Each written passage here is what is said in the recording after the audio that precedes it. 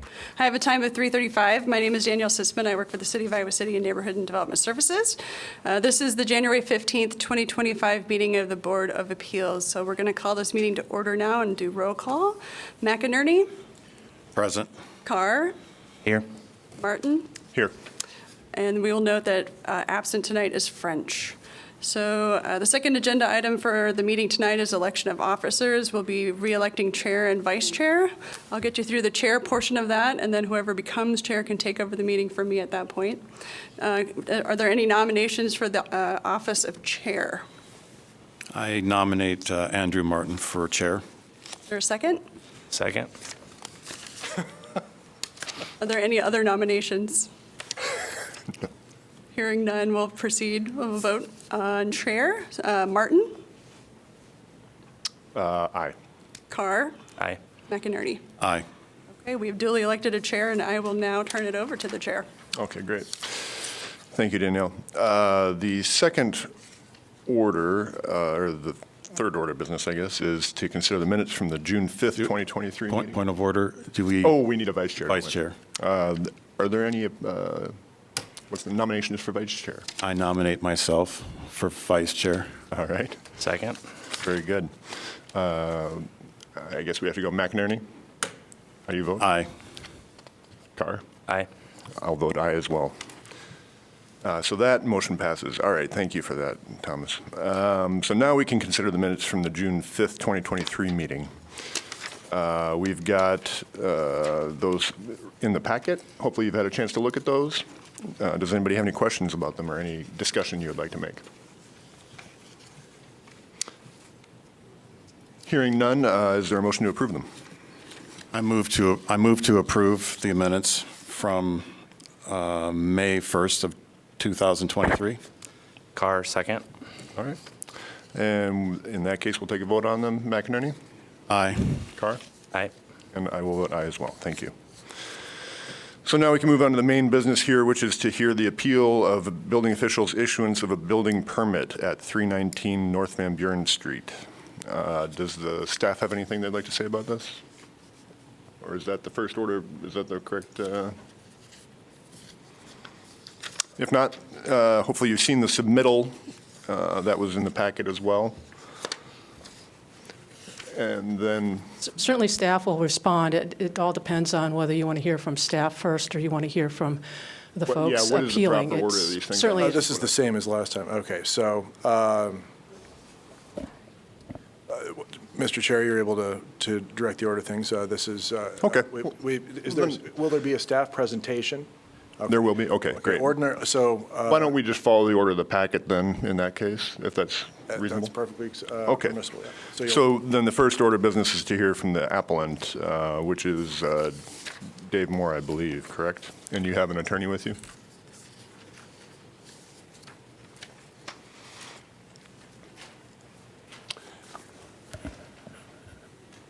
Good afternoon. My name is Greg Gertis. I'm a lawyer here in town representing Mr. Moore.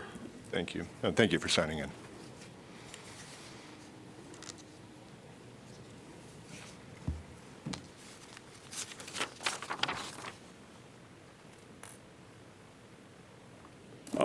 A rather simple problem, really. Mr. Moore lives at 425 East Davenport Street in Iowa City. He's lived there for about 40 years, and he's owned it for about 20 years. We're talking about the area directly north of Mercy Hospital on Van Buren Street. Van Buren sort of tees into Mercy Hospital there on Jefferson Street.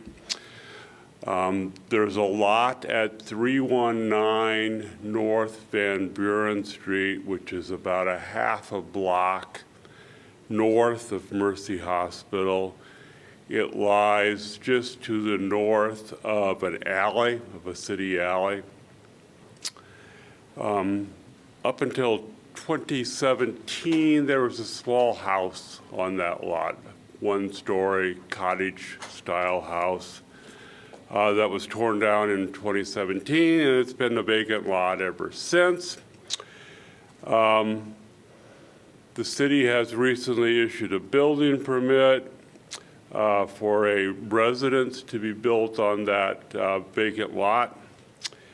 The problem is that Mr. Moore's sewer line runs from his house to the south where it intersects the city's main line, which runs down the alley that I talked about. If you turn to page 14, the page numbers are on the top right of your packet. If you turn to page 14, there's a letter prepared by the city and sent to my clients. You can see where 425 is on the north edge, sort of the middle. And then the vacant lot at 319 has 2 cars parked on it, which is down on the bottom, and the alley is on the south side of that lot. The problem is that the building permit, now a foundation has been installed on top of Mr. Moore's sewer line. We think that under Code Section 721.1 of the code, of the plumbing code, there's a table which says that buildings or structures have a minimum horizontal distance required from building sewer of 2 feet. That's on page 10 of your packet, that chart that I've been talking about. Now, we know that Mr. Moore's sewer line is under that foundation for several reasons. First, the current owners of the lot who are building the house came to him and said that he had 2 choices. Either we're going to build on top of your line, or else you at your expense can reroute the septic line, the sewer line. Now that sewer line has been there for 100 years or more because it's an old house in an old part of town. And although we do not have a formal written easement agreement, you may understand that there are these things called prescriptive easements, that if you use a property for more than 10 years, it's going to be considered as your property.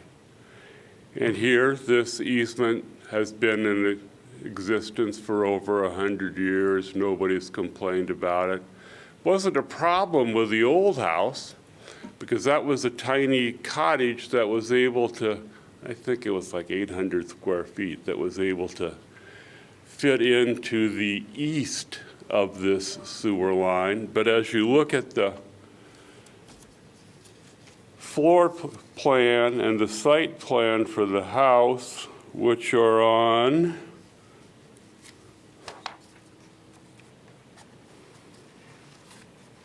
page 18 and 21 of your packet, you will see that this is a much, much larger property.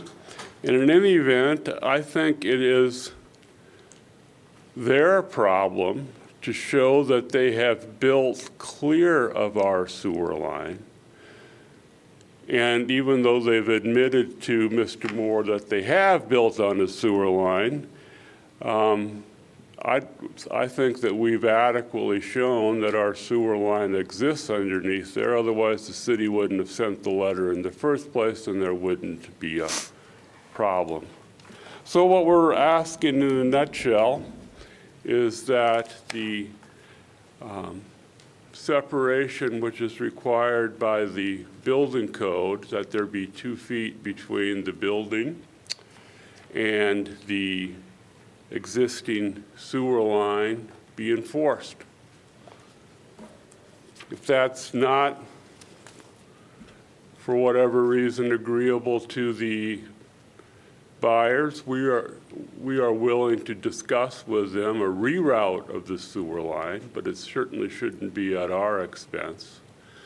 And I would think that we could work something out. But as it is now, it's a violation of the building code.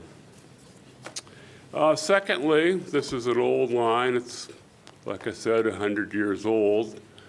Apparently it's made out of clay because the present owners uncovered it when they were laying their foundation, and that's why they knew they had a problem. What'd you say there? Apparently the sewer line is made out of clay, old clay pipe. Apparently the present owners discovered the tile when they were excavating for their foundation. So you're saying they exposed the pipe? Correct. That's our understanding. I don't know if that clay is approved for construction and installation under buildings or not. The code has certain requirements for things having to be approved and tested by the relevant testing agencies and stamped as being approved. And given that this is 100 years old and in existence well before the code came along, it's old. Because I don't know when this code was adopted, but it certainly wasn't adopted 100 years ago. So, the basic interpretation of this of Mr. Hennis, as I understand it, and the city, is that this separation only applies if you're putting in a new sewer, but doesn't apply if you're putting in a new building like they are. To me, that doesn't make any sense, because if your goal is to separate building from sewer line, it doesn't matter who was there first. And in any event, when you look at the code section in question, it doesn't draw that distinction. It just says that structures need to be separated. And I don't think the fact that the sewer was there first makes any difference. So in a nutshell, that's where our dispute is. I'll have a chance to respond further, I believe, and I think Mr. Moore may have a very brief presentation, but that's the Reader's Digest version of where we're at. So thank you for your consideration. Thank you.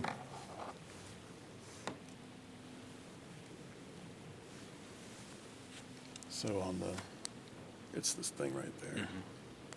Hey, everybody. I'm Dave Moore, and that's all I need to say, right? I don't need to write it down or anything like that? 425 East Davenport Street. If you could write it down, that'd be great. There's no place to Hopefully the write it pen, down. hopefully the pen will work this time. Oh, okay.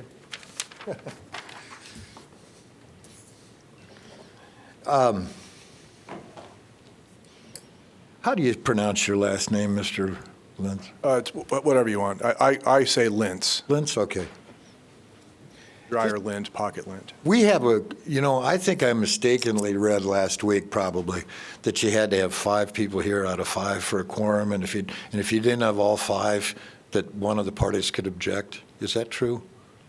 I know that we have a quorum. I would have to look to answer your question, but do you want to address the? Yeah, sure, I'll go ahead. It made more, I was surprised when if you had 3 that one of the parties could object and that you want 4, for example. But yeah, if you want to check that out. But I'll go ahead. Let me get my address down and just tell you what I was going to say. I have it on a phone, which I've never done before, so I hope that I don't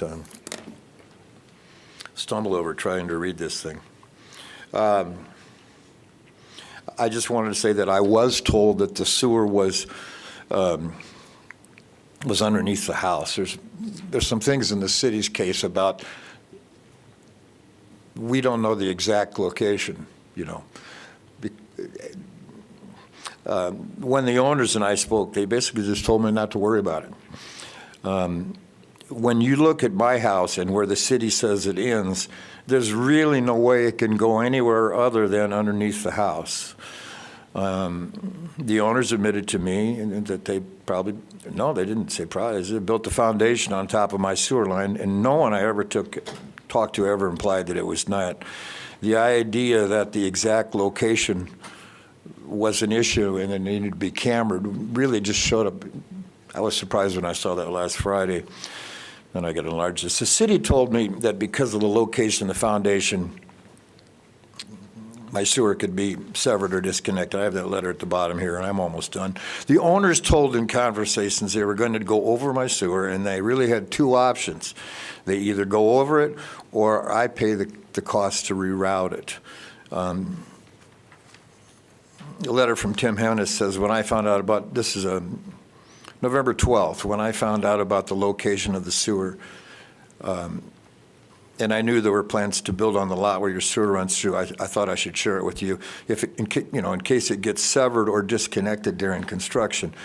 I also spoke to Robbie Mayer in late November. He's the owner, or one of the owners, and asked him about Cameron. He said, no, we don't want you to go to that expense. Just leave well enough alone would be his. I don't know if it's about saving me the expense or not wanting to sort of go face to face about the issue of the sewer underneath. But anyway, in conversations with city staffers like Tim, Joe Welker, Tim Welke, and Wastewater, the actual excavator, and the owners, there was never any mention that it might not go under there. It was just kind of clear to me. So I think that's it. Thank you. Any questions of me? When did you become aware of the pipe going through the property? I got a letter from Tim Hennis October 8th. And I can tell you why I didn't immediately get on that if you want. Why didn't you agree to an easement? I don't understand that question. Why I mean, well, if you have a discharge pipe going on underneath someone else's property, Right. They should have an existing easement so that we're not in this situation right now. But I'm curious if you had, there was some time when you received the letter before the building permit. Do you have any additional information about what were the terms and why there was no agreement? I might prefer to have my attorney talk to that, but I can speak to it if you want, Greg. I think it's just because they didn't make these kind of, they didn't record these kind of things in the 1920s. And what I heard was that we have what's called a prescriptive easement, and I think Mr. Gerdes will be able to talk to you folks about what a prescriptive easement is. I personally didn't. I ran into Chuck Mearden downtown, and I talked to Dyke William and Dick Klausner, who were both just attorney friends of mine, and I said, I heard about the sewer. At the time, I thought Mr. Oliveira still owned the land. I don't think Mr. Mayer signed the deed until late November. So the attorneys I just informally spoke to said, no, you don't have to do anything about this. You just wait until you hear from them. And in fact, at that time, there were no designs up on the city website. So there was no building permit applied. There were no designs. That's why I didn't move quickly, in addition to about a million other personal things that were going on. Did you see the pipe be exposed? Tell me more about that. I mean, I think that's what your attorney said, that they exposed the pipe. I didn't. So, They said They dug around it, I don't know if they, how they can measure where it is or what it is, how far down it is. No, I guess I'm just going to have to answer the truth on that one. I did not see the pipe exposed. I did walk out the day. We had no idea it was going to be, the excavation was, I think, November 4th. We had no idea. I talked to Robbie that they were going to get to it pretty quickly, and I said, wow, can we have a little time to figure something out here? do you mean December 4th? No, I talked to Robbie in late November sometime. Because the permit was issued, The permit was issued November 22nd, okay. pretty late. So we didn't really see this thing coming. And when, as far as the exposed sewer pipe goes, I think that was probably just well, I'll let Mr. Gerdes correct his comments on that, because here's what I remember, is that the excavator was that day, we walked out there, and whether by coincidence or not, he was, the very first excavation was exactly where our sewer would have entered into that building. And my first thought was, what are you doing? I didn't say this, but I thought, are they looking for my sewer, But it might have been that, or it might have been coincidence, but no, I never saw that they exposed the sewer. Dave, can you just clarify? Yeah. There's a general idea of where this is, but you guys, you've never, in the 20 years that you owned it, locate and truly found precise location as of now, correct?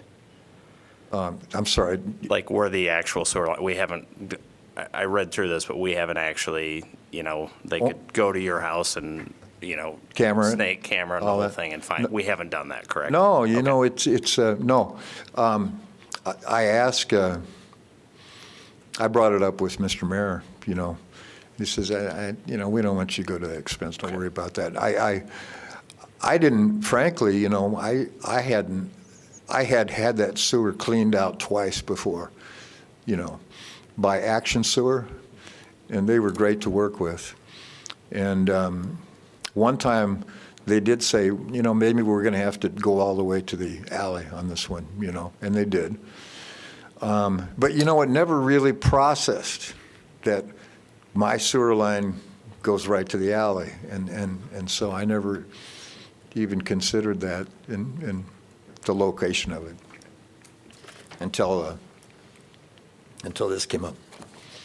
Is that all, you guys? Okay, thank you.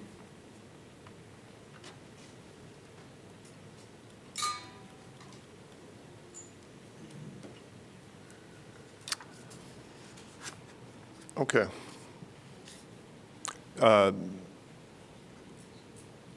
It sounds like the applicants feel like they've said their piece at this point. So the next thing here in the packet is the city's reply. Thank you. I'm Sue Dulake. I'm with the City Attorney's Office, and I just want to address a couple of the legal issues.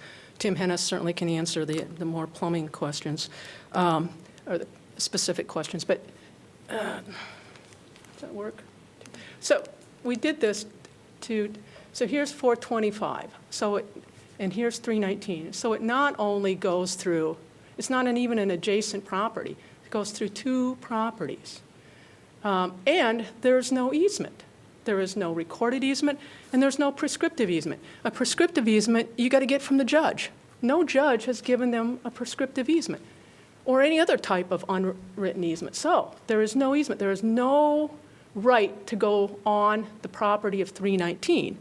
And with there's no right to go on the property of 319, the city issued its building permit saying this is between 425 and 329. It doesn't involve the city. Can I ask for a point of clarification there? Because I'm not an attorney. So there are two types of easements that you could get. If I heard you correctly, there's a recorded easement and a prescriptive easement? No, there's a recorded easement and unwritten easements. And a prescriptive easement is one type of unwritten easement. You can go to court and say, Judge, because of these factors and these facts, you should grant us an unwritten easement. Could be a prescriptive easement. There are, I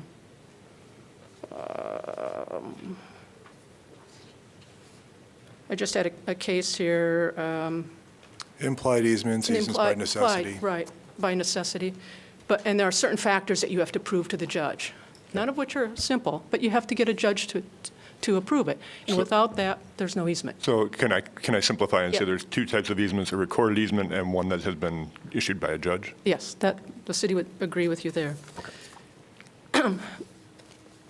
And so, as Mr. Gertis opened up his comments and saying that this is a very simple problem, to the city it is too. There's no right to be on 319, and with no right to be on 319, the city issued its building permit stating, you folks need to work this out, because we know under the code, 425 has to get to the city main. How it does that is up to them, okay? But if they want to go south through 323 and 319, they need to get their permission, which they do not have. I want to bring up the city's memo and just highlight a couple of points in response to what Mr. Gertis stated. And the first one being on page 10 of the packet, and that is the reference to the chart of 721.1.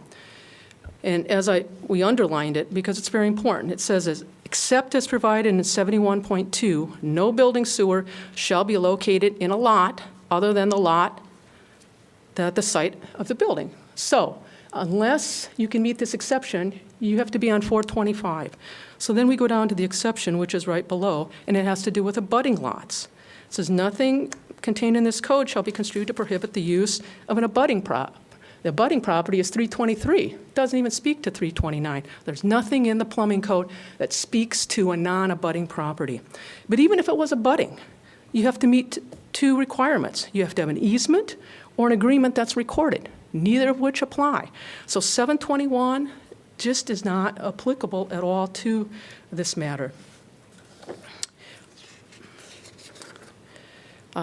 And certainly, I will answer any questions that you have. I know the owner is here, the owner's attorney is here. They want to speak to you too. Or if you have questions specifically about the building code, Tim Hennis is here to answer any of those questions.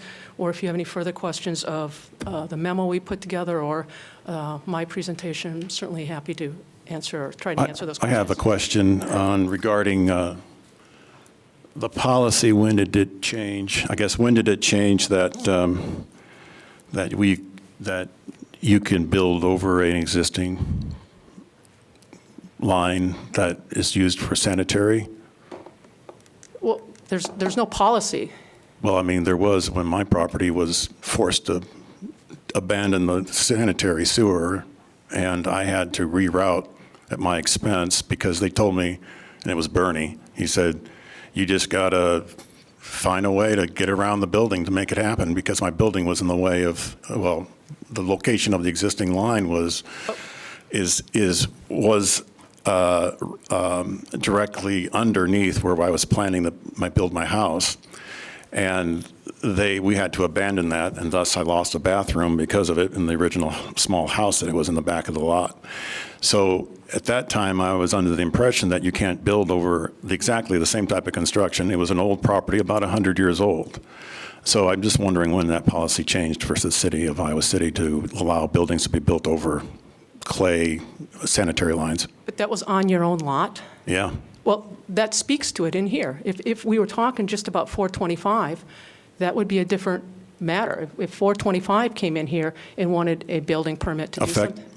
Excuse me, I'm just, effectively, 319 is operating as if they own the property and they own everything on the property, and therefore they're responsible for this line that's underneath, and if it's going to be workable, I mean, I'm just saying, well, that could be, it would potentially provide controversy and to have it still in existence. So I'm thinking that I just would need to know, when did we have a policy in Iowa City to allow this to even happen if it was not, in my experience, in previous years? The code speaks to buildings on that particular, on the lot itself. The code does not speak to what happens on non-abutting properties.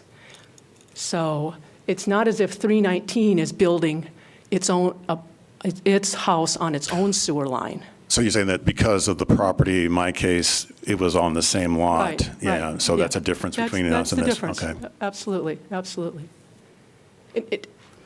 So, I can't do an easement to my own property. right, you can't come into it, make an agreement with yourself, the Yeah, right good point, hand yeah. agreeing with the left hand. I won't talk about the water line that goes through my neighbor's property currently, but anyway. I better get that easement going. Yes.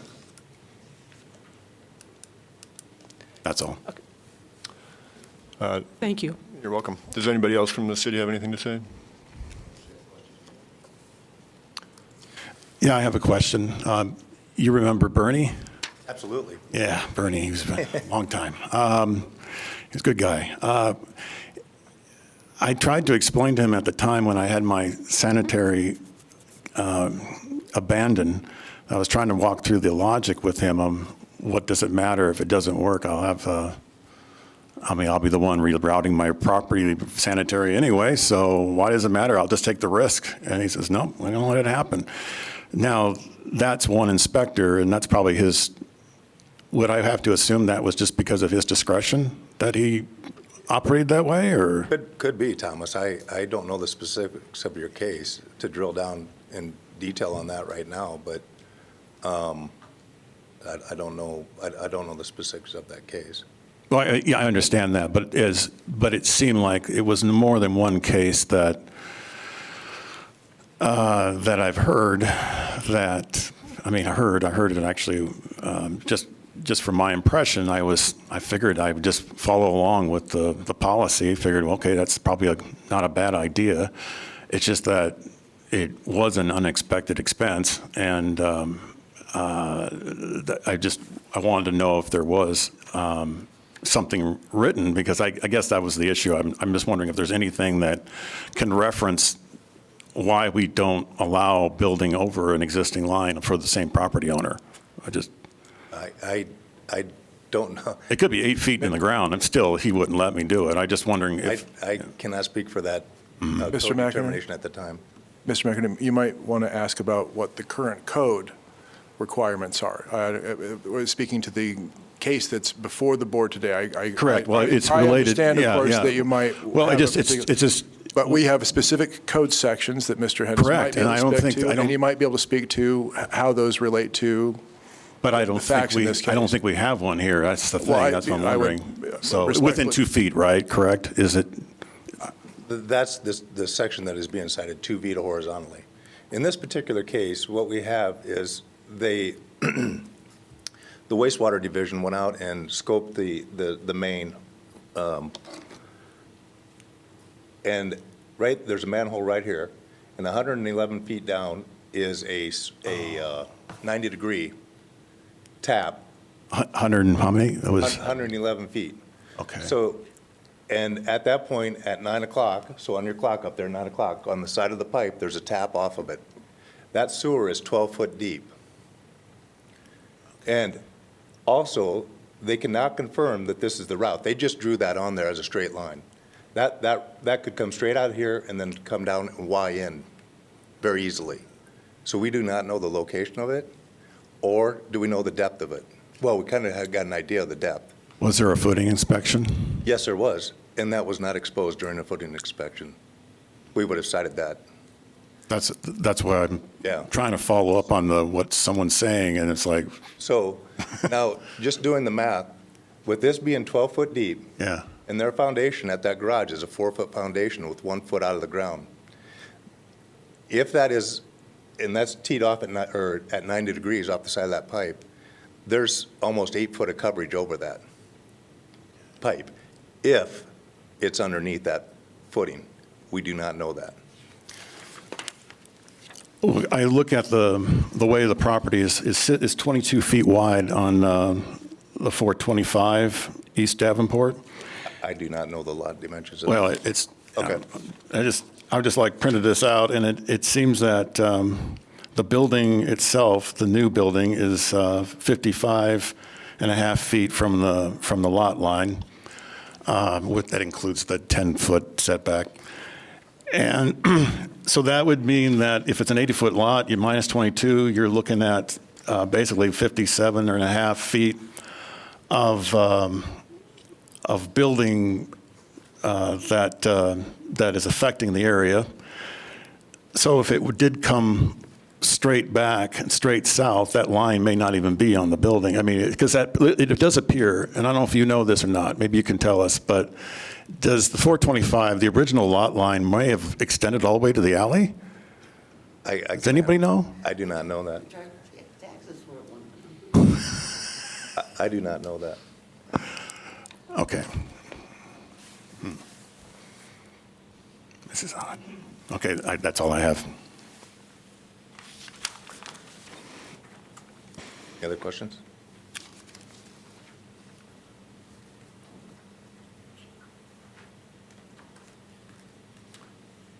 Okay. Is there anything you guys want to discuss at this point? We got You might have a property owner who wishes to address. Property owner? 319. Okay. If that's the next step here, yeah, we'd listen to the property owner from 319. Oh, sure, here it is. Yeah, last page, I think.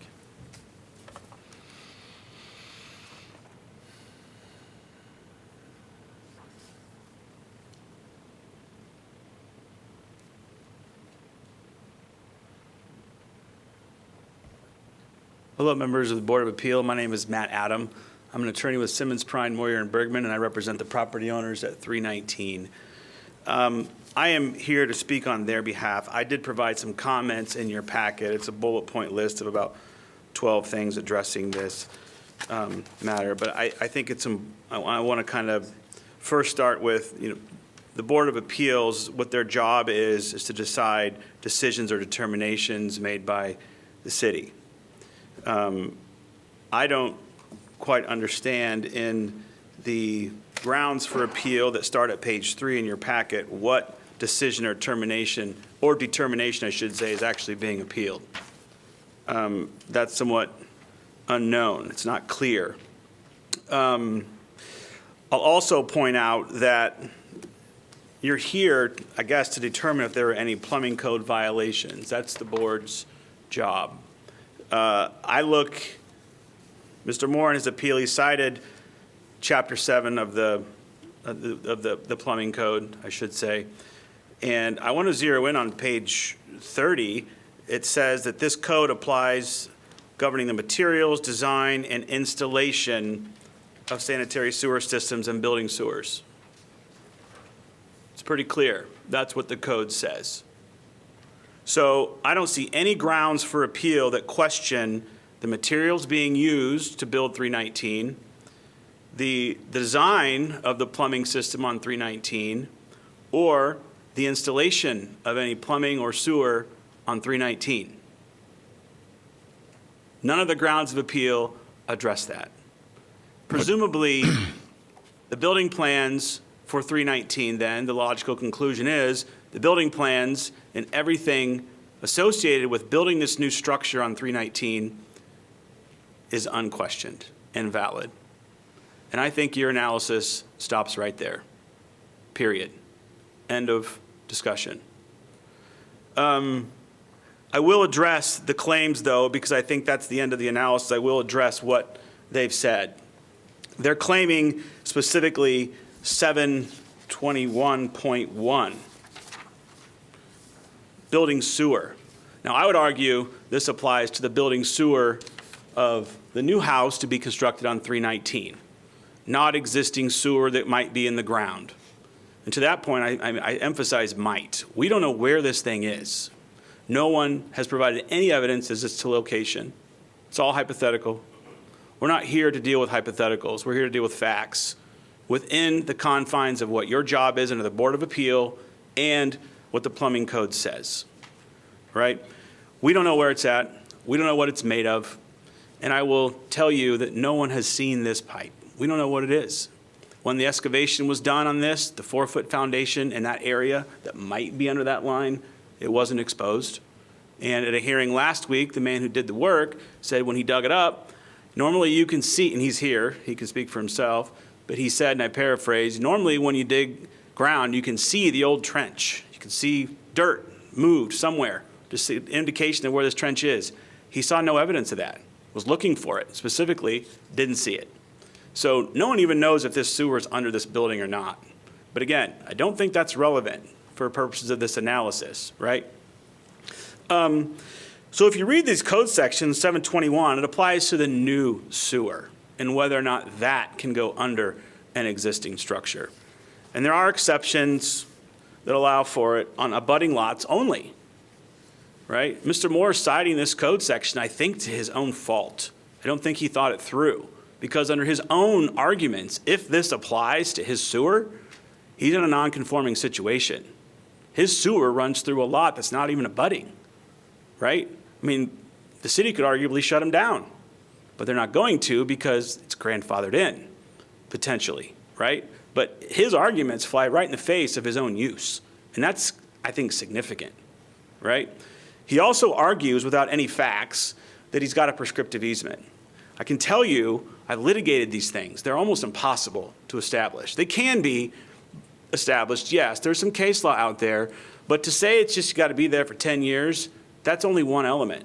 You have to prove a claim of right under color of title. Very difficult. You have to prove it's been openly and notoriously used, continuously, and hostile, which meaning against the other owner. He didn't even know about this thing until October of the 2024. That testimony alone kills his claim for prescriptive easement and a legal side. But I don't think we have to get into that, right? That's not why you're here. You're not here to decide prescriptive easements.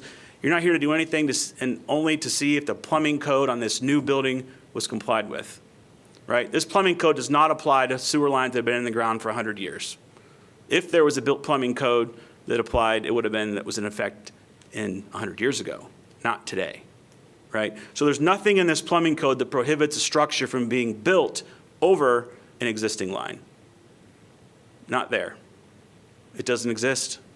So I think all of those grounds for appeal are misplaced. And if perhaps this line did need to be moved, it would be on Mr. Moore to move it. That's pretty clear. The homeowner's responsible to get their sewer from their house to the main, right? It's under his obligation to do it. And that's not why we're here, but again, I just wanted to bring that point to your attention. So for these reasons, we would request that this appeal be denied and that my clients be allowed to continue building their home. And I'm happy to answer any questions that you might have. Do you have any, so there's no photos of the excavation at all? I don't know if we have photos. I can just have the guy who did it come up here and say he never saw any pipe, nor did he see the ground disturbed where a pipe might have been laid 100 years ago, which he claims you see all the time when you dig these things. So we don't know where the pipe is. Again, it's all very hypothetical. No one located it. Mr. Moore didn't locate it. And I think that's a foundational question of fact that he should have done before he brought this appeal, but he didn't. And I think it's critical that it's detrimental to his appeal that he didn't. And even if he did, it doesn't matter because it's not your job. Your job is to determine if the new building at 319 complies with the code. The issue there, though, does refer to, in Chapter 7, it does say in the first sentence of this chapter shall govern the materials, design, and installation of sanitary drainage systems and building sewers. So I find it interesting that in itself could be grounds to say, well, you got to have complete construction documents for a code official to make an opinion, or at least to make an issue a permit. But I don't know if you have anything in response to that. Does design have a factor in your opinion?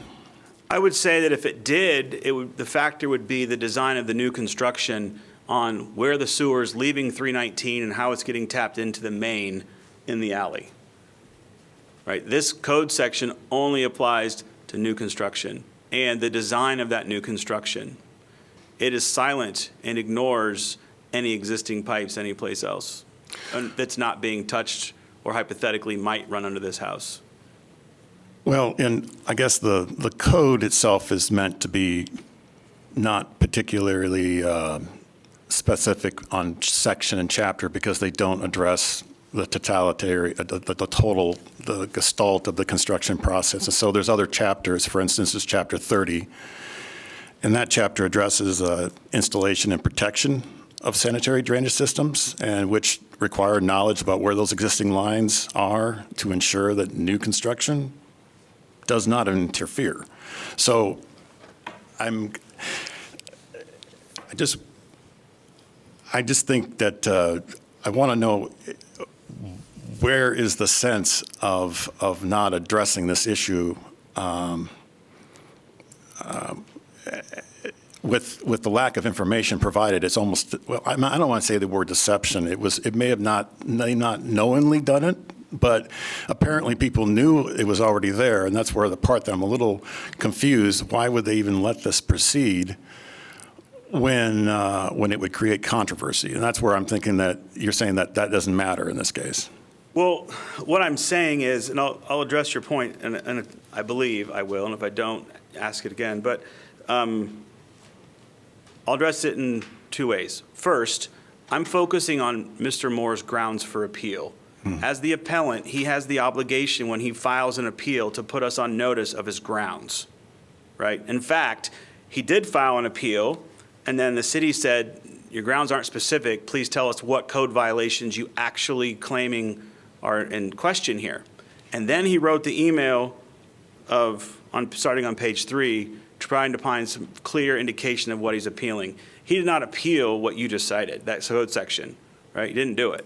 So we can't consider that today because it's not ripe for review. We can only consider the grounds that he set forth on pages 3 and 4. Had he done that, we would have addressed it most certainly, but he didn't. The second thing is, and I'll reiterate, is this section that he cites, this 721.1 and 2, it again applies to new construction, where you can put new pipe in the ground. Can it go under existing structures or not? And what the setback, or excuse me, the horizontal distance requirements are. That's what it's talking about. It's not talking about existing pipe that might be in the ground, right? We're not touching it. So I don't think there's any place where it says that, by the way. But. Yeah. And again, I would argue there's no requirement that you can't build over existing pipe.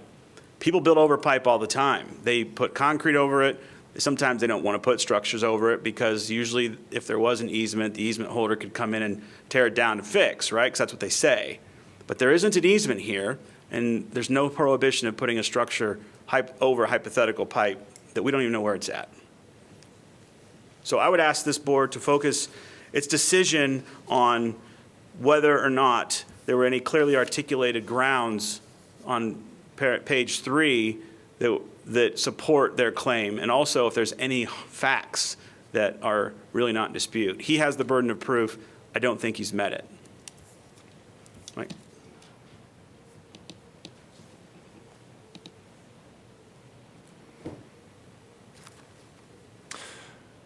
Any other questions? Sorry, any other questions?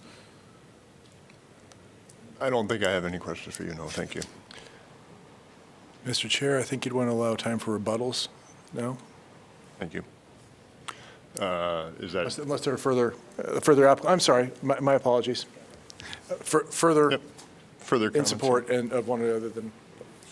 There's no pin. Yeah, Chain on it. let's try GT. I tried, buddy.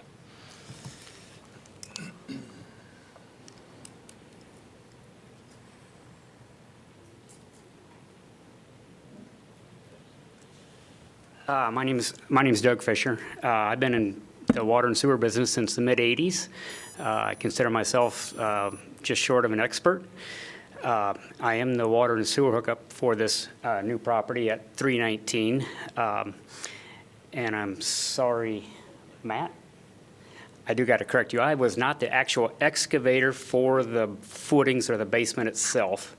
But I was there the night after they had just swiped the dirt out for the garage footings, and I stopped there specifically because I wanted to see if there was any evidence of this supposed sewer running in there. And what he was hitting on is when there's an excavation, and I don't care whether it's 10 years old or in this case maybe 100 years old, you're more than likely going to see evidence of the dirt mixed up because it was mixed up going back in the hole. They never packed it back in 100 years ago or kept it separate. So, and I was looking for the discoloration or the difference in dirt in this footing excavation that's back there. I did not see any because we were specifically looking for it. And then if I would have, I probably would have probed it because it probably would have been a slightly softer. But that having said, back up to the plan. As an excavator, I don't know why they would have cut across the lots diagonal like that. And if you look at the yellow line, it's within a couple of 3 foot of a house there. I don't know why they would have got that close with a sewer. And being in the business, I would say they came straight back and then 45 over to the supposed location, which I think is accurate. That I think they specified 111 foot down. That's the number I was provided also that is a hook up there.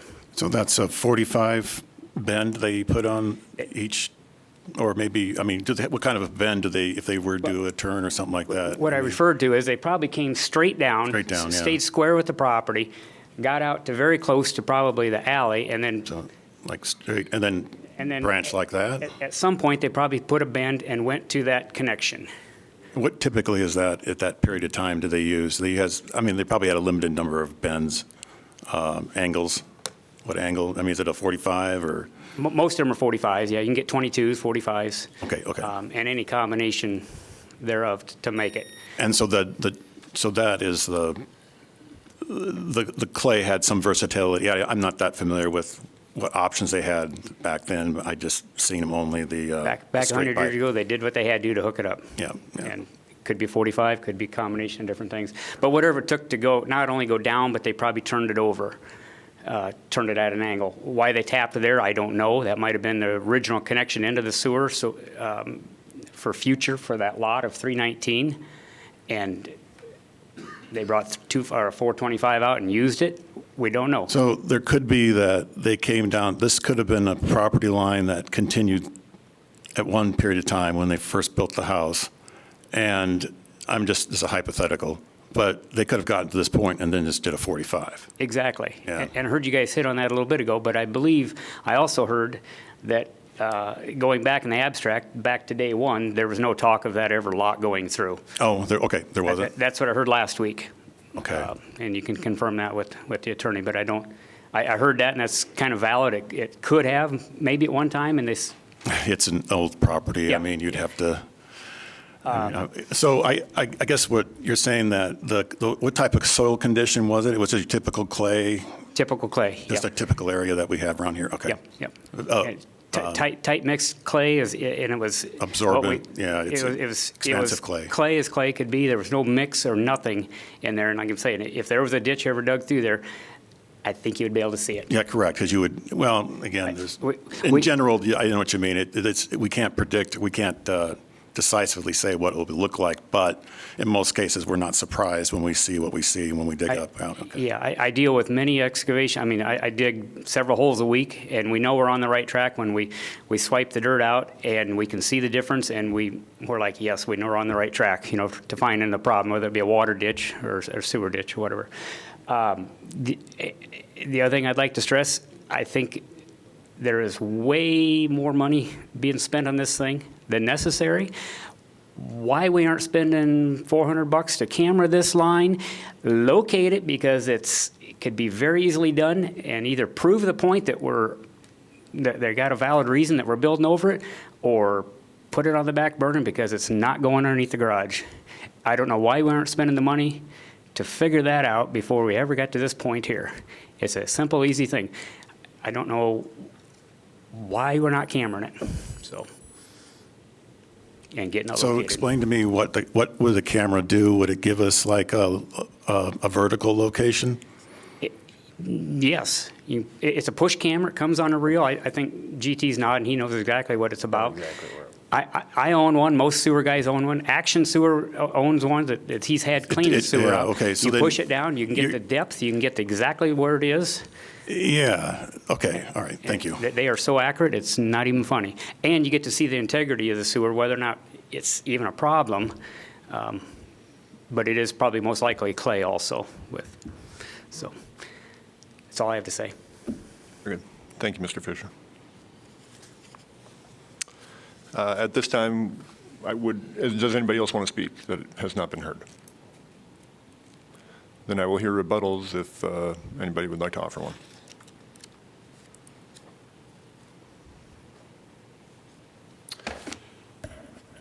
Thank you, Greg Gertis, again for Mr. Moore.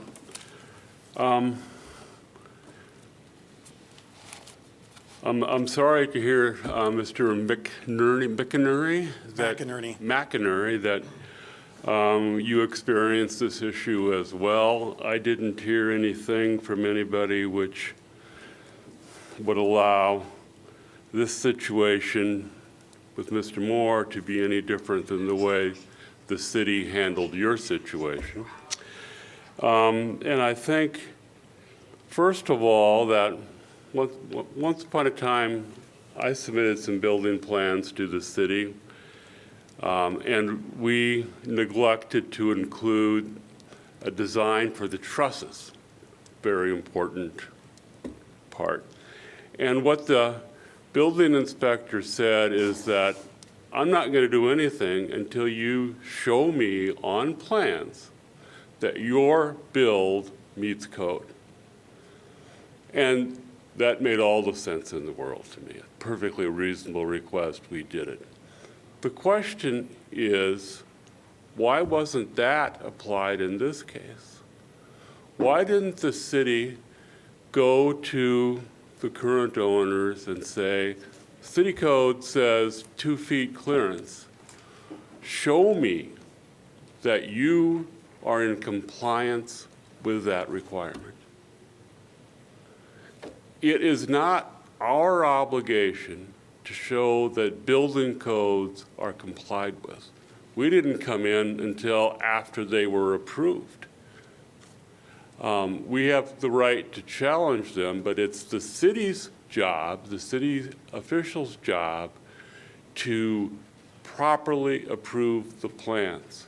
And in this case, they did not and could not properly approve the plans until they had a survey or whatever you want to call it to show where that sewer line is in relation to the building. That's their responsibility.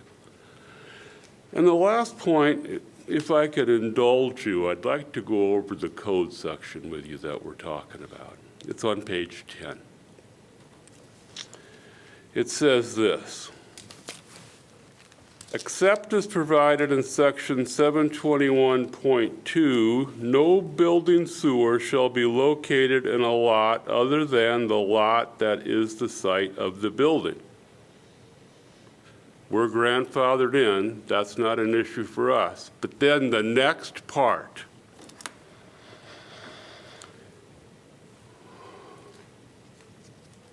nor shall a building sewer be located at a point having less than the minimum distances referenced in table 721.1.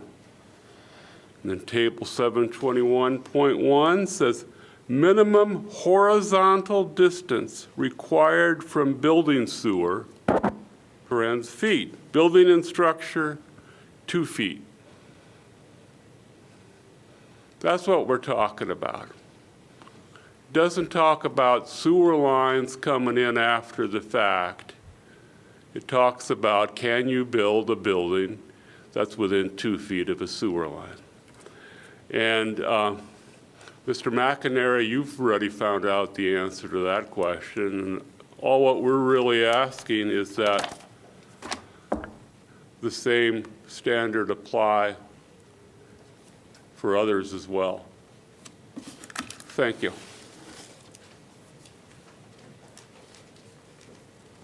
Very briefly, again, we are not talking about the construction on 319, the sewer line for 319. We are talking about the sewer line on 425 going through 2 properties. The code says you can only go on the abutting property under certain circumstances. There's no provision in the plumbing code that even allows them to go on 319. And there's no easement. It's as simple as that.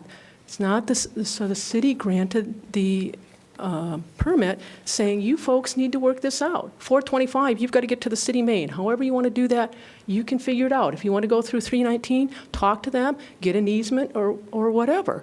It's not, but there's no violation of the plumbing code. There's no violation of Chapter 7 that the city did in issuing the building permit.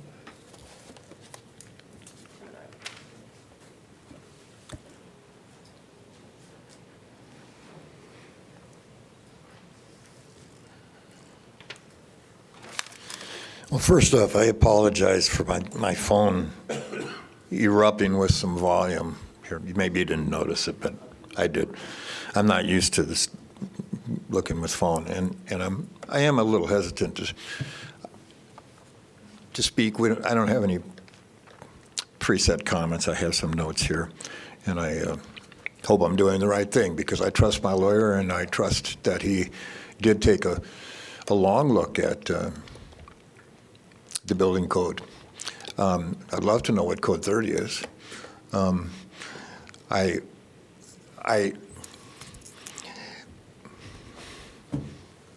just going to go with what I was going to say, okay? You do a quick Google, which is basically, is there any code prohibiting building on top of an old sewer? And I know Google's not what we're here for, but this does speak to the building code, their answer. It says, maybe I hurt my cause here, I don't know.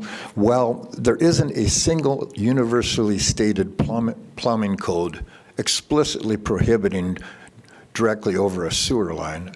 I actually think the 2 that we brought up do, in our interpretation, prohibit it. But most local building codes and the International Plumbing Code incorporate provisions that effectively prevent this practice by requiring adequate clearance and proper sewer line installation depth. In other words, if you're going to talk about the installation depth, they effectively incorporate. Do I need to read that again, or did you guys get what I just read? You got that, okay. Essentially making it impractical to build directly on top of a sewer line. There's been so much about this camera, and it's been such a surprise to me. This has gone on for a month, and I mean, I knew that you could camera, but nobody ever doubted the location of the sewer line. I sat out there with Mr. Fisher, who, again, I've heard great things about his work, and we talked that day about where you could reroute, assuming that it's at an angle, assuming that it begins at our house and ends at exactly where it ends there, at that diagonal there, rather than somehow bizarrely going straight south and then taking a 90-degree angle and then another 90-degree angle to meet at that main sewer line. Mr. Fisher and I actually sat there where it crosses the line and talked about where you could do a reroute coming around. He said it'd be kind of tough to do with a couple 90s, but maybe you could do with a couple 45s. I think this hypothesis that somehow it goes straight through just doesn't make sense. I mean,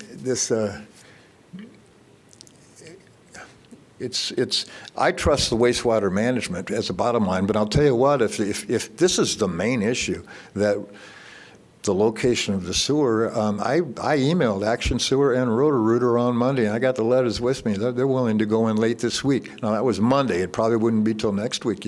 If this is the big issue, is somehow suddenly, as of last Friday, our sewer does not go to where we've been told it probably went, well, not probably, did go, then we can do that, we can do that. I just got a couple more things to say.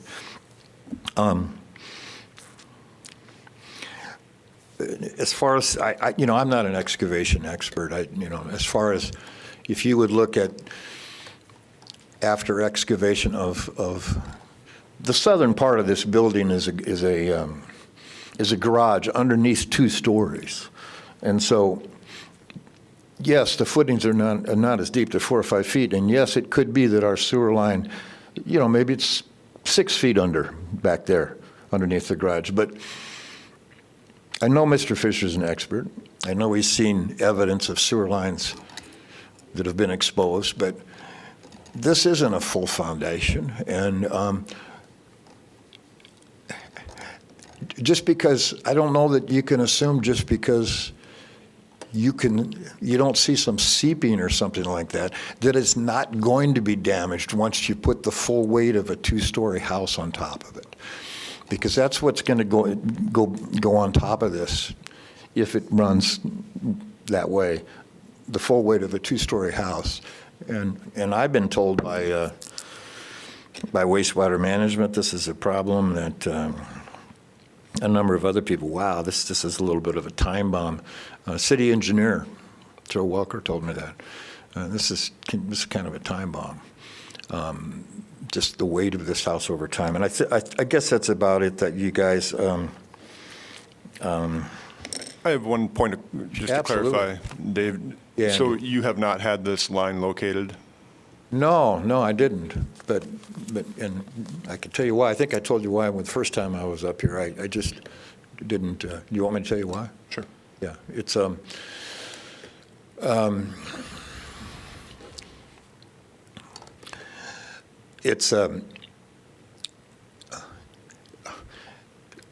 nobody. Well, for one thing, Robbie Mayer said, I said maybe we should have it excavated. I think this was November 17th or something. Maybe we should have it cambered.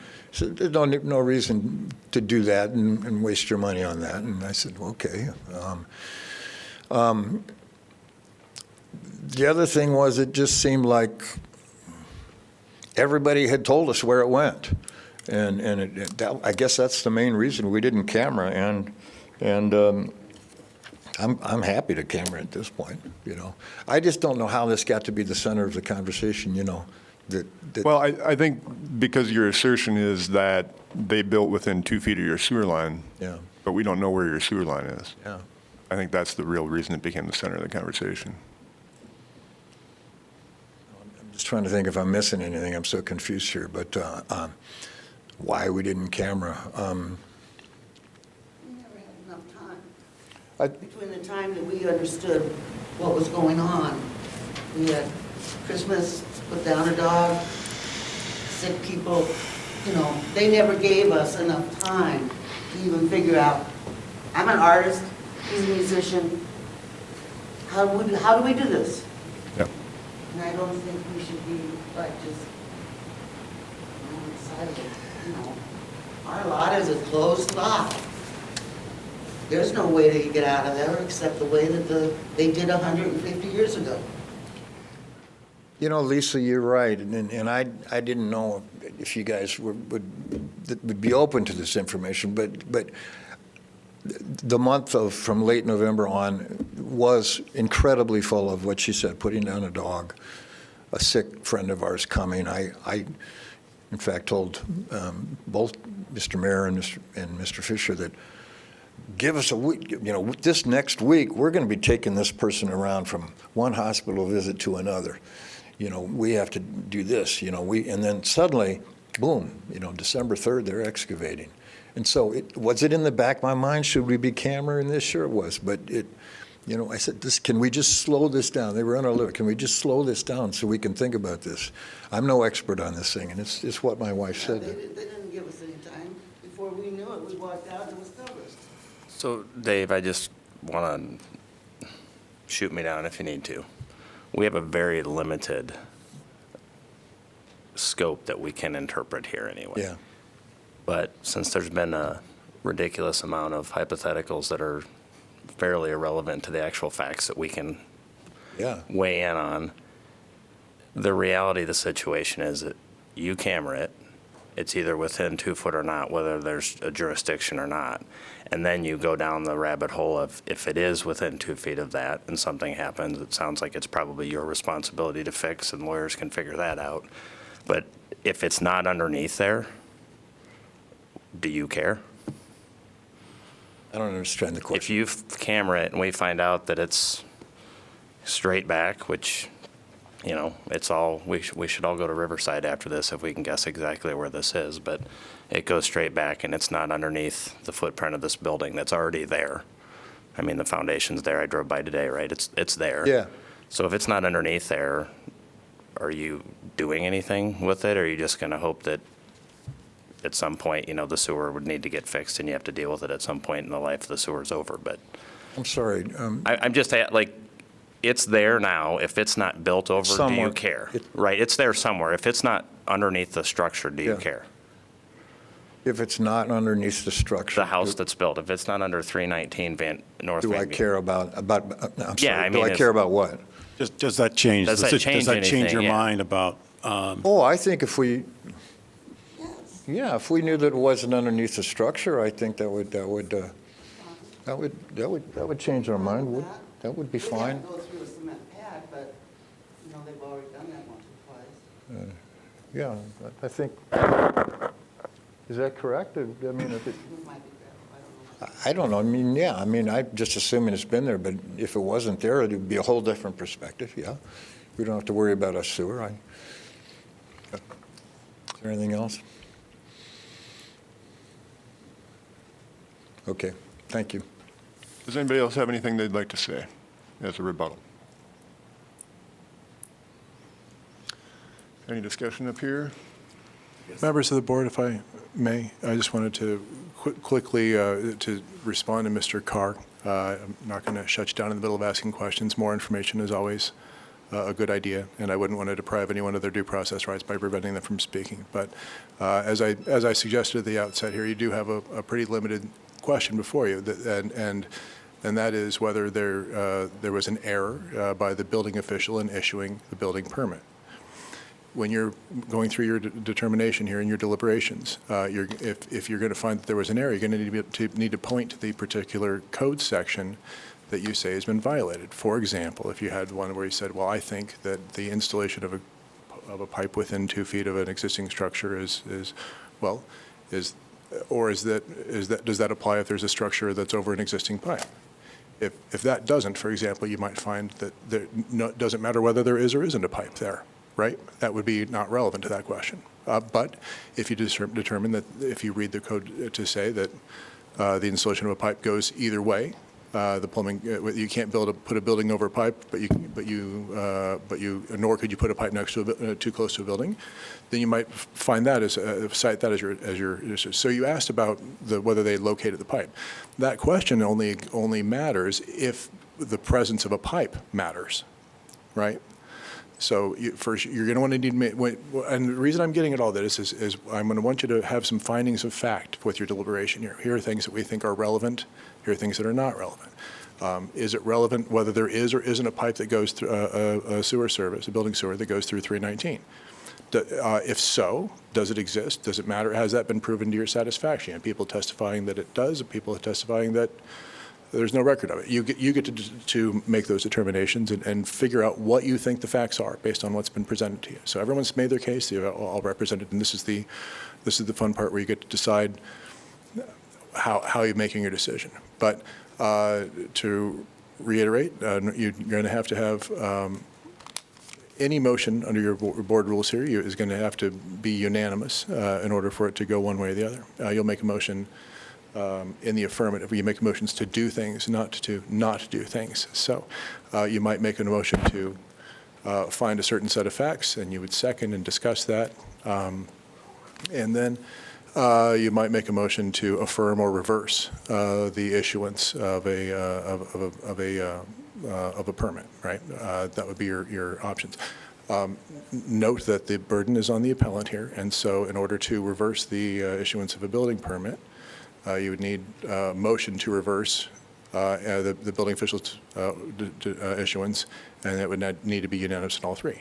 A motion to approve, for example, the building official's permit, it wouldn't matter whether you got 2 or 3. It's going to stand either way.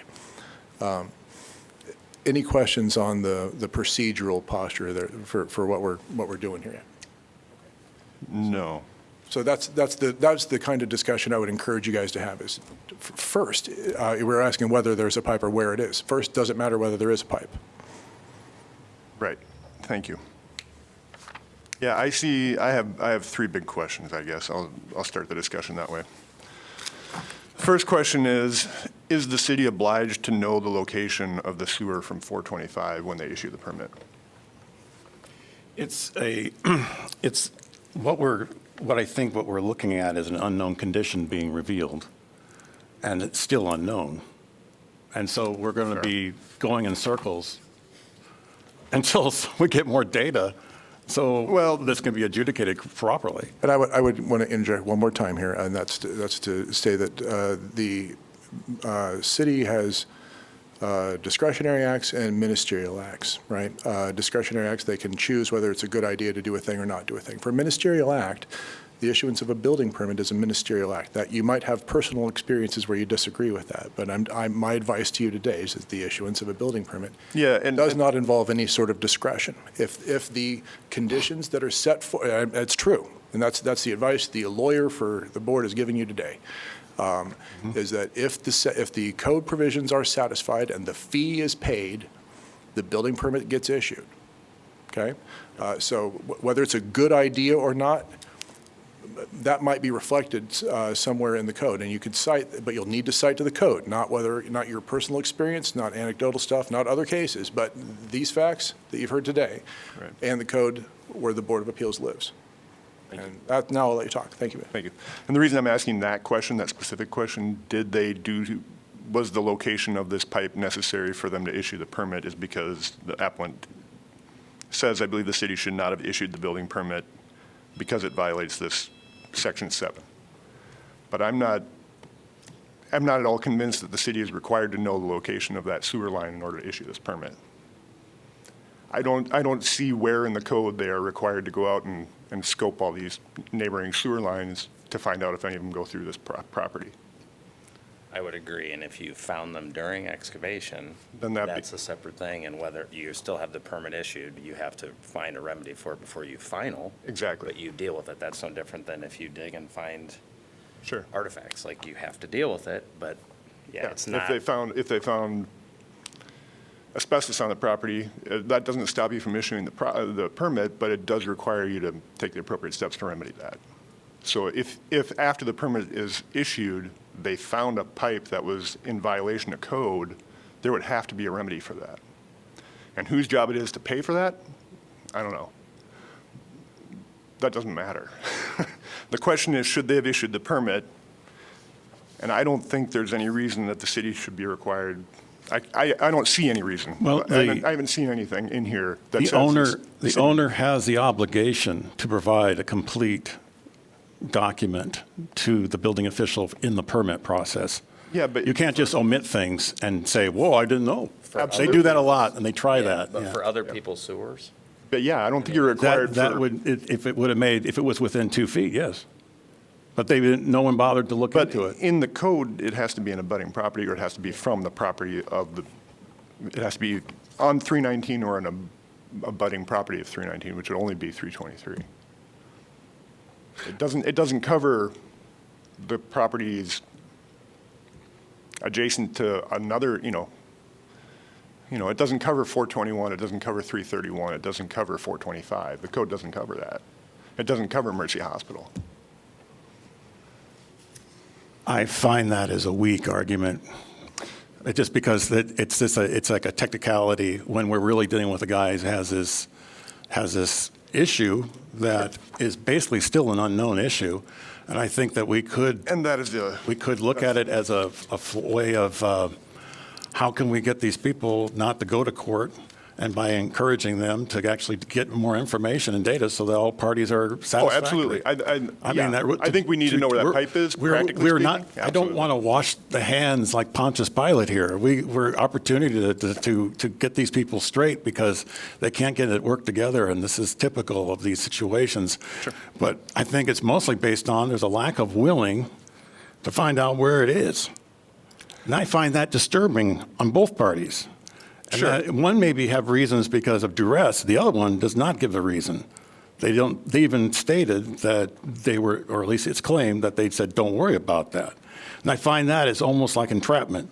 But I know that's an perversion of the term, but it's saying that you're setting you up to not be able to make a contest. And now even the attorney said for the owner of 319 said that you can't get a prescriptive easement. There's no way it's going to happen. It's so rare. And that's where I'm thinking, well, then what remedy do we have to offer? And that's where my concern is. I agree with that. If I were building this property and I thought there might be a sewer line underneath there, would I do something about it? Sure. That's not the issue before us. The issue before us is should the permit have been issued. Period. Folks, That's the only thing we can decide on. there are other venues that are available to people who want to exercise their property rights. If they have an easement that they need to establish, they can. There are venues that are available to them to say my easement rights are being violated. Right? That's not here. That's district court. Here is you live in the building code, right? And you'll have to find provisions that are in violation. Otherwise, you're going to have to let the building permit stand, right? But if you do find permits, a portion of the building code that's being violated, then you're going to need to reverse it, right? An unknown condition is a thing that has caused the problem here. You've been presented with the evidence. With the evidence, it's still an unknown condition. Sure, you'll still have to make a decision, though. Mm-hmm. As a good neighbor, would you want to take care of your neighbors? I think so. Right? Would I want him going through and tearing up my backyard to replace his sewer line after I put my building on? No, I would not. But that doesn't matter. That's not what we're talking about. So the second question I have is the building of a structure over the top of the pipe covered by Chapter 7. I'm not sure that is either. I don't know. It's very gray to me. That's the only thing I can say there. The design is a thing. I understand why the city would not want you to build over a pipe like that. I get it. So I come from perspective that if I don't put anything on my drawings that show that there's something in there, guess who gets to pay it with his professional liability insurance? It's me. Yeah. So it's kind of like, I see it from a different angle. It's like we're trying to not give some sort of responsibility to the landowner that. I'm not talking about the landlord. Landlord is not entering into my thoughts at all. The landowner has nothing to do with it. Mm-hmm. That's not the question. That's not what the applicant, that's not what Dave is saying. He's saying the city should not have issued the permit. Correct. And that's depending on accurate information, which it was not. Right. And it seems like it was known prior to the issuance of the permit. So they exacerbated the situation. Was it known by the city prior to the Yes, issue? they sent them a letter on October 8th saying, you got a line going through this property. Good luck. I mean, it's basically what it said. And that's where I'm thinking, well, I don't want to encourage this activity by the city. I think that's not the way they should have approached it. They should have demanded that there be to examine the depth of this so they can get, because really, they gave them a warning shot. That's why the timeline is very important here. And the fact that no one wanted to work it out, and then the owner, not everybody is ready to hop, skip, and timely make things happen, because he was just living his life. And so that's where I'm like. And I have sympathy for that, too. So that's where I'm saying, it seemed that there was an error, in my opinion, at this point, that the building official should not have given them a building permit until this was resolved. It would have been a simple thing to ask and to resolve. But they said, get the lawyers out is what happened. Mr. McInerney, can you cite the code section that would support the city's position for not, or for demanding? Yeah, it's under design. Okay, but that would be like I was pointing it out. We're looking at a design that's reviewed.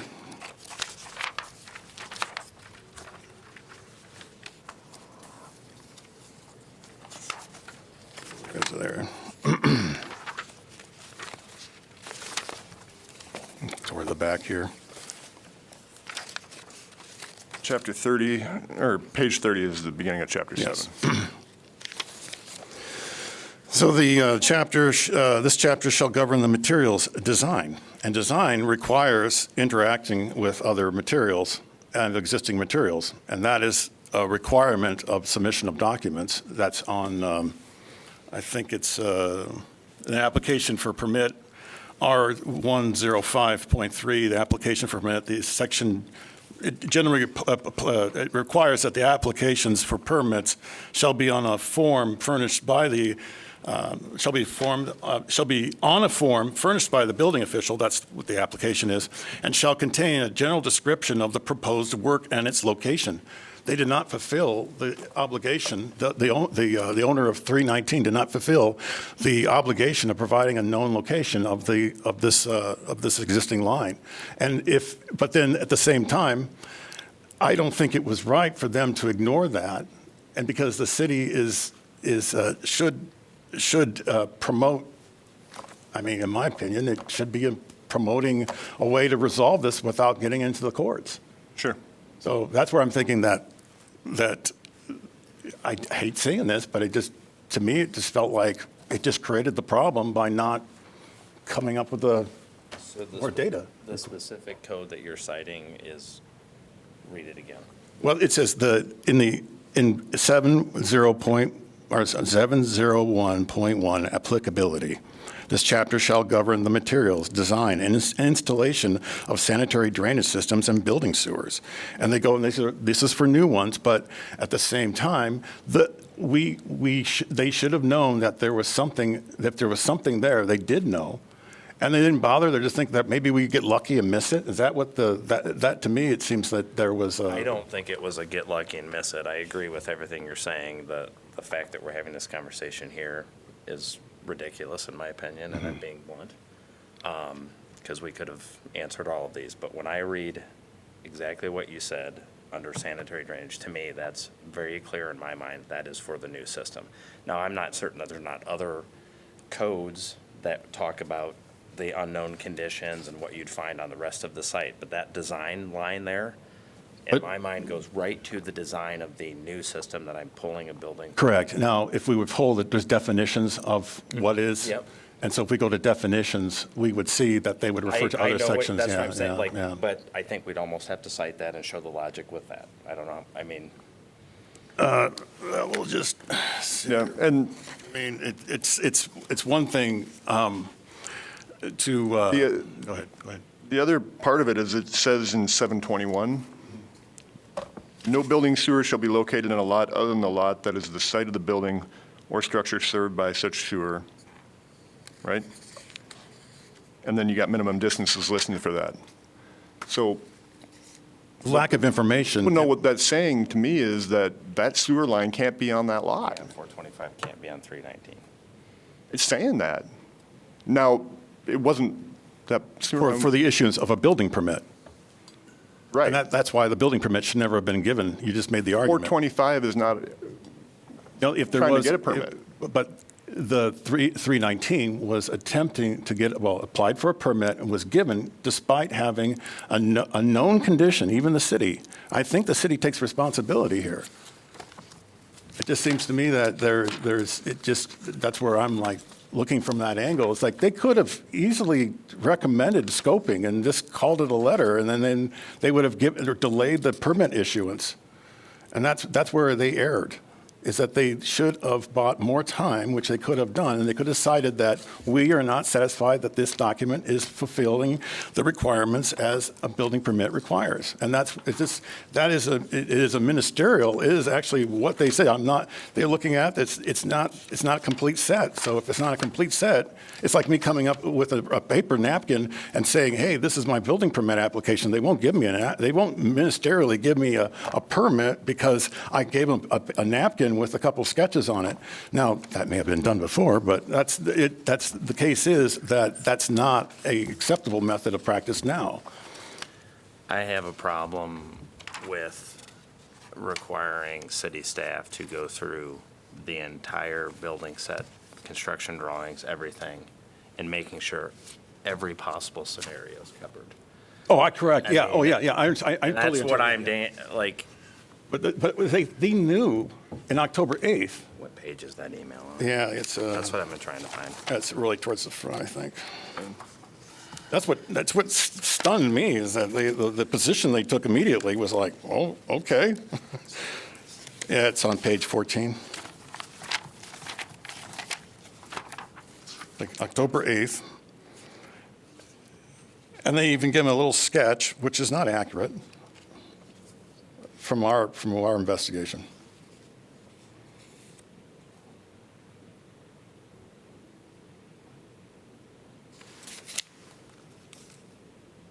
And then they cite on the second page, city is advising the owner or potential buyers to consult a private attorney regarding the matter of the private attorney. It's already telling you, get into legal. And all we're asking for is like, we know that all you need is to scope it out and see if it's really an issue. And I think that they err doing that kind of, I think this shouldn't be encouraged. I see this as, I'm glad the city brought it up, throwing both the buyer and the potential harmed party. You guys should check this out. I don't want the city to be controlling every single thing and micromanaging everything. We have adults, we own properties, we're developing, we pay taxes, figure it out, locate it, figure it out. It sucks, the timing sucks, but I'm gonna have a hard time getting past that. Like, it was brought to the attention, it's what both parties knew. Figure it out before we start digging. You knew stuff was going on. Ask more questions. I get the date, but I don't see city staff doing something that you want them to say, hey, this triggers, we're not going to do anything until that's resolved. We're not going to issue a permit. That's basically what it comes down to. And that would have been the prudent thing to do, because since there was an unknown, they should have required, they knew it was there, but they didn't want to be the ones telling them where exactly what it was, which I understand. They don't want to be that amount of responsibility. They brought it out, and the thing is, they then advised, talking to attorneys, don't have scoping machines. I don't understand why. They should have given a list of, at least a helpful list. We pay taxes for this, not just get us into an attorney. It costs so much more. And it's like, it could have been avoided. Maybe it's not a non-issue. Maybe it's not even under the building. It probably isn't. And that's the thing that it makes me kind of like think, well, I think we should just, I would move to reverse the application, and for the permit. Right now, it's on hold, apparently.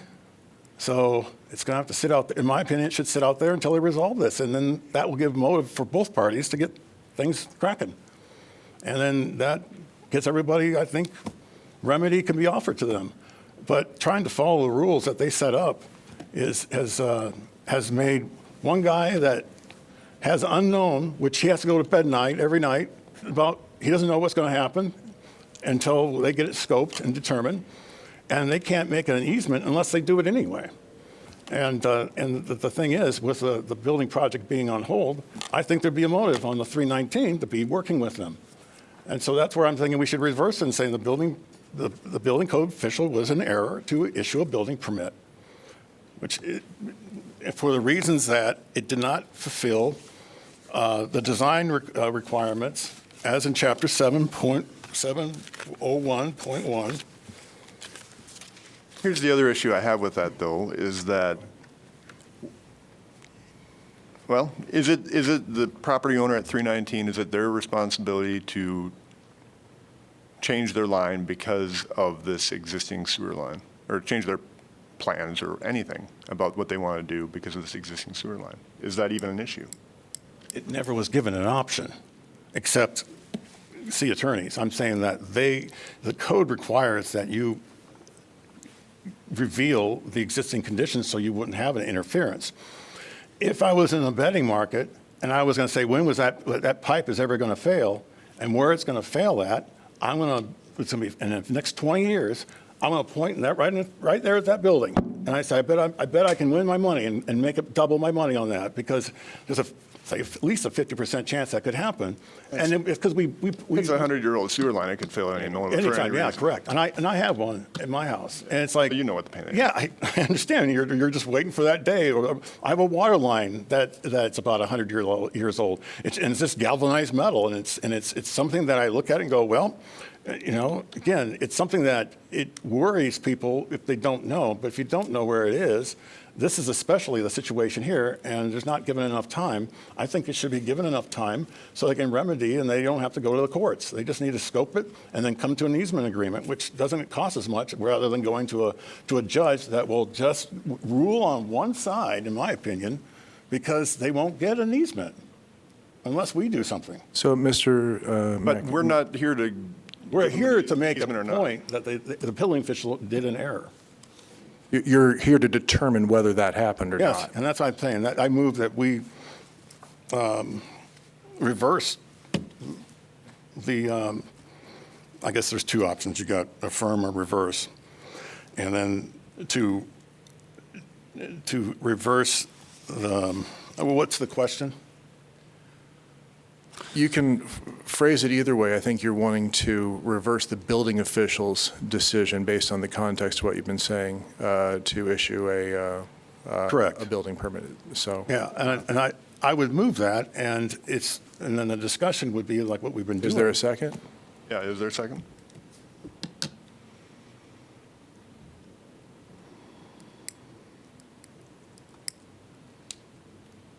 If we second it, we don't have to vote. Second does not indicate agreement. It lets you continue. The question dies without a second.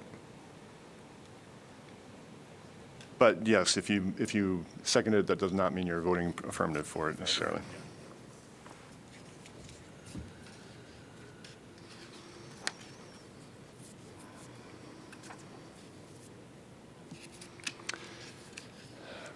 Not hearing a second? No, I don't think it's clear enough to me. Okay. Additional discussion or a motion to the contrary? I guess we're still discussing. I guess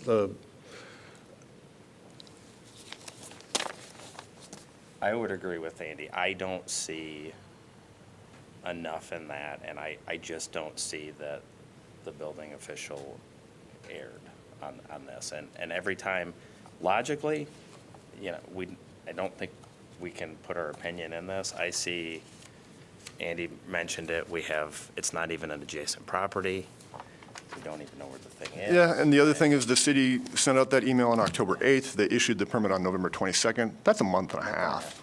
That's a lot of time. And it says right at the end of it, if you have any questions, please don't hesitate to ask Tim Hennis. That's how. I could have called and said, what do we do? I don't know if they did. well, they sent their recommendation already in there, and it's like get an attorney, and that was the wrong route. Well, That was the wrong route.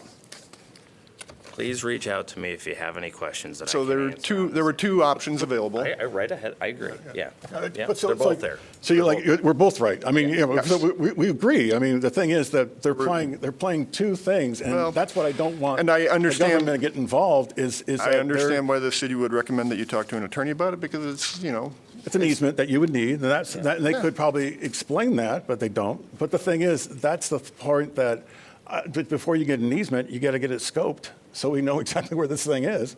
And to me, I thought, well, it seems that there isn't an advocate for a guy that was just minding his own business, and one day he realized they're digging a hole over there, and he found out from a letter that his sewer line's over there. well, except for that he found out from the letter in October and Yeah, in started October. digging the hole in late November. Correct, yeah. So I guess the point is that enough time? I know what's reasonable. I know. I guess we can ask the parties involved here, did you reach out to the city before November 22nd to talk to them? Or we can ask the city either, did you hear from the appellant either way? Can we get comments now or not? Yeah, I would ask for specific questions here. That's my Specific question. answers to specific questions, right? Did you reach out to the city to find out what was going on before the, I have the answer is that, yes. It wouldn't take long to read. I have the complete thread of an email exchange between me and Mr. Hennis that starts sometime in.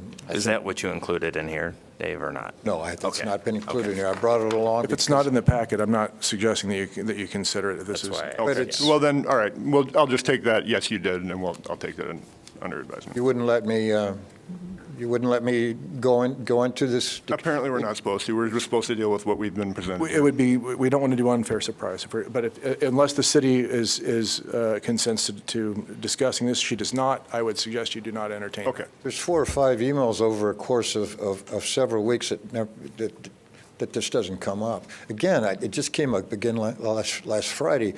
The camera issue is even a big deal. And again, let's camera it. You don't want to defer it for a week, and we'll camera it up and figure it out, and But, yeah, that's all I have. I guess I've answered too much already. I'm defer it? sorry. Excuse me. Thanks for is that asking an the option to question. defer it or no? Yeah, that's an option. I suggest you don't. We got a lot of Right, people that yeah. have paid a lot of money to be here tonight. Exactly that. If you have, I mean, it doesn't sound like you're unanimous here on the night of the hearing that's scheduled by your bylaws for this is the day, right? Yep. If you have, But the thing if you is- have that you feel like there's a compelling reason to do that, then you. It sounds like they got the message, and then they might be resolving, won't need to meet. Well, maybe. Maybe, Christ. I mean, yeah, and but I'd like to know what we're ruling on, and it requires if it's an issue or not. Can I ask a clarifying question to city staff? If a permit is issued, but not, would this have a potential impact if it was found to be under there and for a final inspection to get the certificate of occupancy? I mean, and the reason I ask, would be that, somebody built in the wrong place anyway, and you don't find it out till final, you would have to remedy at that point. But if you can't answer that, but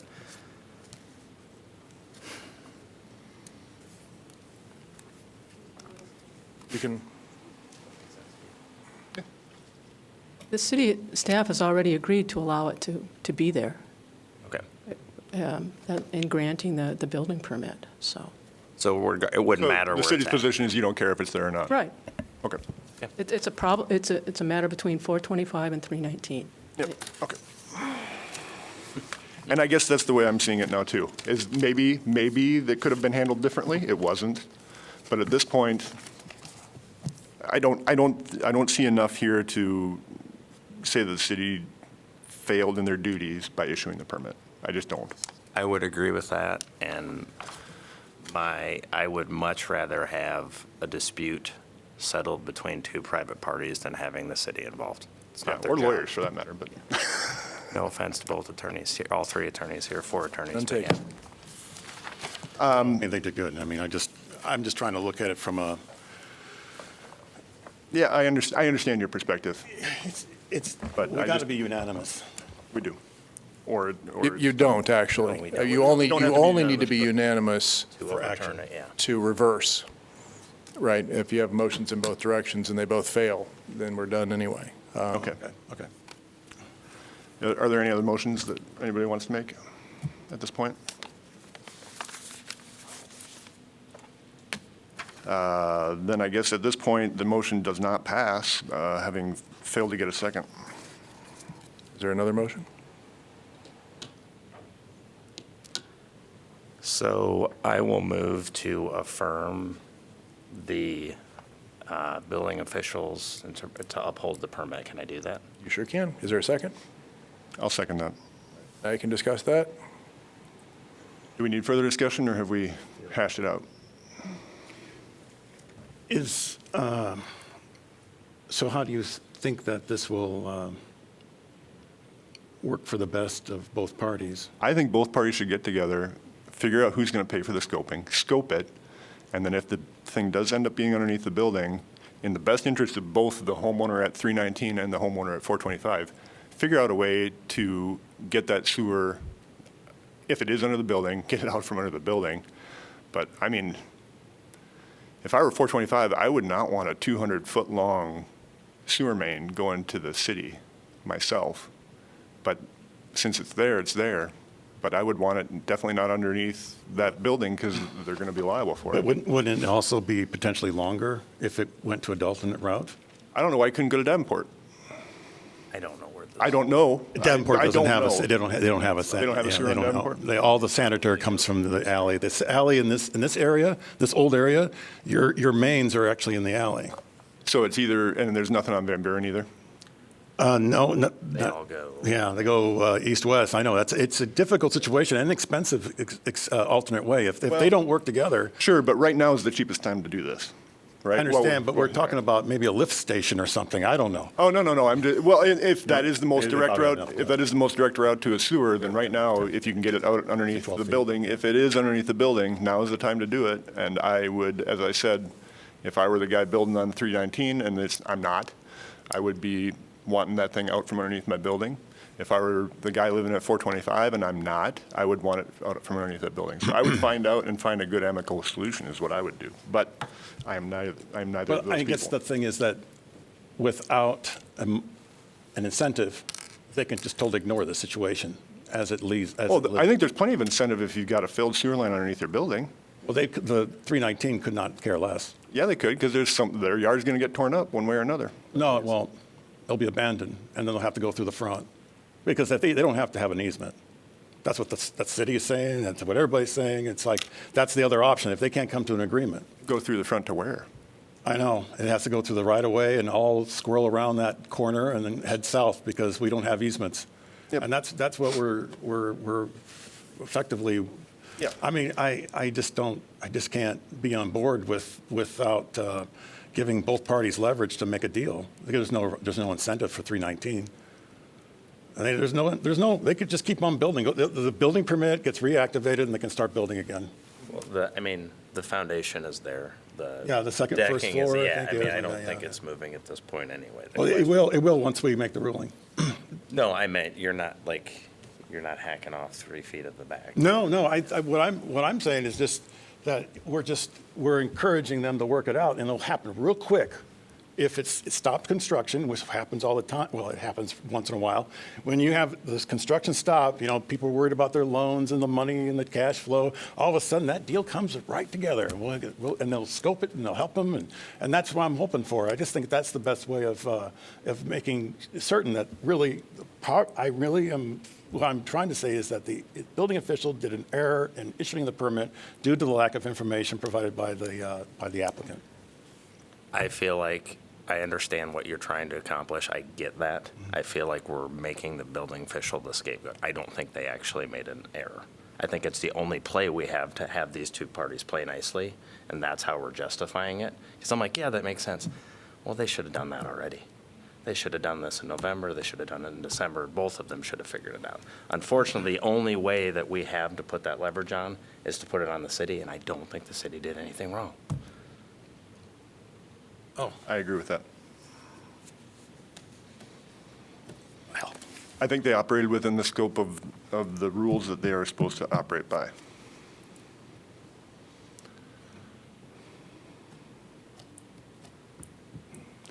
So we have a motion and a second. I guess I'll call for a vote. McInerney? nay. Carr? Aye. Martin, aye. So that motion fails as well. Mr. Chair, you can try for additional discussion if you want, or you can declare the matter to be resolved. And we, Does anybody want to put forth any other motions, or I don't know that there's anything left to do, but But so effectively, this leaves the building permit still valid, and then they Yes. can start building again, right? yep, yes. So, yeah. I understand. And I agree. Yeah, I mean, this should have been resolved in October. Yeah, this. I think we gave them a bunch of good ideas, though. I hope so. So, it's really, it's unfortunate that when you don't have enough time to do research on something, it can be overwhelming, especially if you're not familiar with it. And that's what happened. This guy, I think, 425, didn't see this coming, Yep. and to be an expert in 2 months, it's somewhat difficult I to think- get your mind wrapped around it, especially for what they do. Yes, and I think it's a challenge. I mean, we've done this on the north side as well. This isn't a unique situation. They're all over the place. It's just a difficult spot, and I guess I would put it at maybe from this in the future, if legal and building inspection department figure out a way that we can be more proactive so it doesn't have to get to this, that would be awesome. But I know the lines run every which way, everywhere. I mean, it's a mess, so.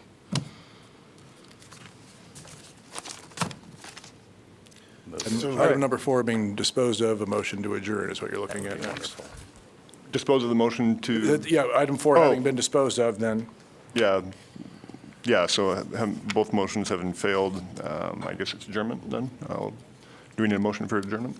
You should. To adjourn? Second? Is there a second for that?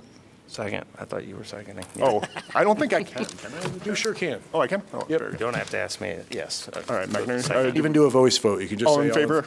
Aye? Aye. Aye. Thank you. Adjourned. All right. Gentlemen.